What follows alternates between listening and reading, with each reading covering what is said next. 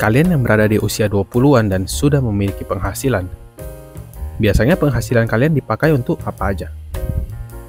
Apakah beli barang-barang impian kalian, jalan-jalan ke luar negeri, atau ditabung untuk masa depan kalian? Tentunya apapun yang kalian lakukan dengan uang kalian hari ini, sebetulnya menjadi hak dan tanggung jawab kalian sendiri. Buat saya pribadi sih ya, setiap keputusan yang diambil itu gak ada yang benar, gak ada yang salah. Selama kalian paham nih, bahwa setiap keputusan itu ada resikonya. Di video kali ini, saya akan berikan kalian sedikit pandangan tambahan mengenai langkah keuangan yang bisa kalian ambil saat di usia 20-an. Tapi perlu kalian ingat ya, ini hanya pandangan dari sisi saya sendiri. Kalau kalian nggak setuju atau memiliki pandangan yang berbeda, silakan aja. Atau boleh kita diskusi di kolom komentar. Lanjut ya. Hal pertama yang perlu kalian lakukan adalah memproteksi diri kalian dengan asuransi kesehatan. Kenapa asuransi kesehatan itu penting? Karena sama-sama kita ketahui, biaya yang kalian keluarkan ketika kalian sakit itu adalah biaya yang tak terduga. Baik dari sisi waktunya maupun nominalnya, nggak bisa kita duga. Jadi kalau kalian punya asuransi kesehatan nih, biaya tak terduga yang menyangkut dengan kesehatan ini bisa di-cover oleh pihak asuransi.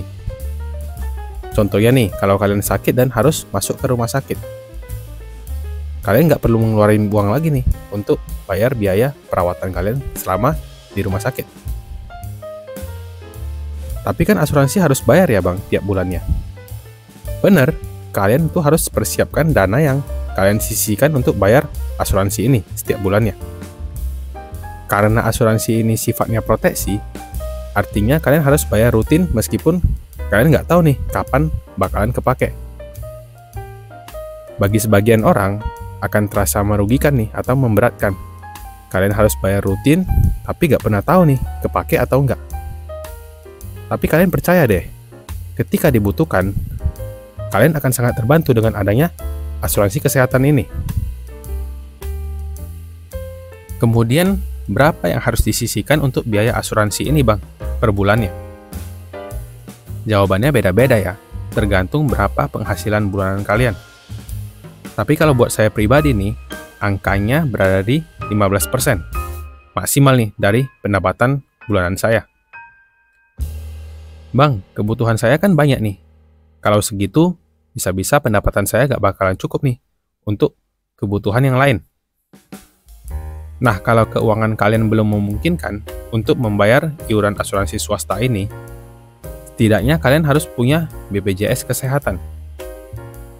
Per hari ini nih ya, biaya iuran BPJS Kesehatan untuk kelas 3 atau kelas yang paling kecil ada di kisaran 35.000 per bulannya. Baik asuransi kesehatan maupun BPJS Kesehatan, fungsinya sama ya, sama-sama proteksi. Meskipun dalam pelaksanaannya terdapat perbedaan nih. Kemudian perbedaannya apa aja bang? Mungkin nanti saya akan buatkan video khusus untuk bahas perbedaan dari kedua produk ini ya. Setelah kalian punya asuransi kesehatan nih, hal kedua yang perlu kalian lakukan adalah menyiapkan dana darurat. Dana darurat ini maksudnya gimana bang? Ya sesuai namanya, dana darurat adalah dana yang disimpan dan hanya akan digunakan ketika dalam keadaan darurat. Contoh keadaan darurat nih yang paling sederhana adalah ketika kalian kehilangan pendapatan karena satu hal dan yang lain. Kalau hal itu terjadi, kalian masih punya dana darurat yang bisa digunakan sambil kalian mikirin tuh langkah yang harus kalian ambil untuk mengembalikan pendapatan kalian yang hilang. Berapa jumlah dana darurat yang dibutuhkan bang? Untuk yang belum menikah, kalian butuh dana darurat sebanyak 6 kali pendapatan bulanan kalian. Untuk yang sudah menikah, yang dibutuhkan adalah 12 kali pendapatan bulanan kalian. Jadi, kalau suatu saat terjadi keadaan darurat yang mengharuskan kalian menggunakan dana darurat kalian, setelah kondisi keuangan kalian stabil, kalian harus prioritaskan dulu itu, mengembalikan dana darurat yang sudah kepakai. Lanjut ya. Setelah kalian punya asuransi dan dana darurat, Hal berikutnya yang harus kalian miliki adalah investasi. Kenapa berinvestasi itu penting? Karena investasi bisa meningkatkan nilai uang kalian. Selama kalian menempatkan investasi kalian di tempat yang benar nih, maka nilai uang kalian akan terus bertumbuh, alias terhindar dari yang namanya inflasi.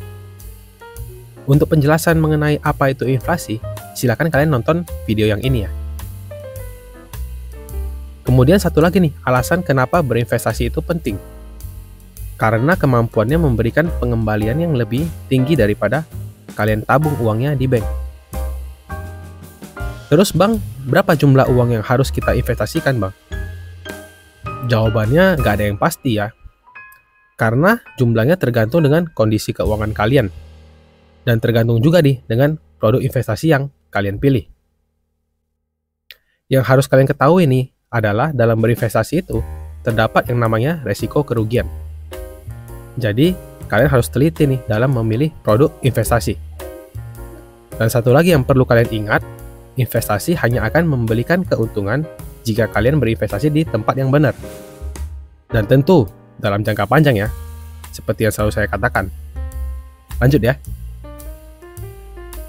Kemudian hal terakhir yang harus kalian miliki adalah tabungan. Memang benar sih, investasi itu lebih menguntungkan daripada menabung. Tapi bukan berarti menabung itu nggak penting ya. Kemudian bedanya apa bang menabung dengan dana darurat tadi? Kan sama-sama uangnya disimpan tuh. Benar, tapi bedanya dana darurat kan seperti yang dijelaskan tadi, hanya akan digunakan untuk keadaan yang benar-benar darurat atau mendesak.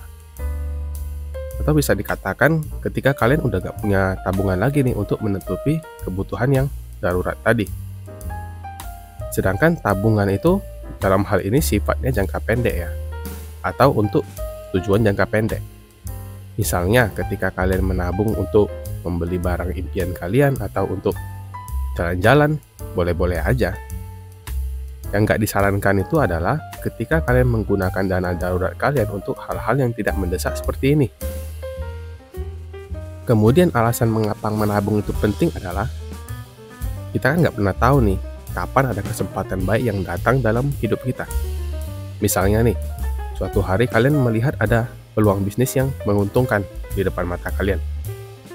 Tapi untuk menjalankannya kan butuh modal nih. Nah, dengan adanya tabungan kalian tadi, kalian nggak akan kehilangan peluang yang baik ini. Kalian bisa menggunakan uang tabungan kalian untuk modal menjalankan bisnisnya, dan bisa-bisa akan menambah pemasukan kalian lagi nih. Benar gak? Jadi itulah 4 hal penting yang harus jadi prioritas keuangan kalian di usia 20-an. Tapi menurut saya langkah-langkah ini juga bisa diterapkan bukan hanya di umur 20-an, tapi di umur berapapun selama kalian punya penghasilan. Dan yang paling penting nih, bukanlah di usia berapa kalian memulai, tapi apakah kalian bisa konsisten nih dalam mempersiapkan langkah keuangan kalian. Dan seperti biasa, di akhir video, pesan saya cuma satu. Apapun langkah keuangan yang kalian ambil hari ini, akan sangat mempengaruhi kondisi keuangan kalian ke depannya. Jadi saya harap kalian merencanakan dengan baik ya. Dan yang paling penting bukan hanya perencanaan, tapi pelaksanaannya juga harus dengan baik. Sekian video hari ini. Terima kasih sudah menonton dan kita obrolin duit lagi di video selanjutnya. Daripada main slot, mending investasi. Ya gak?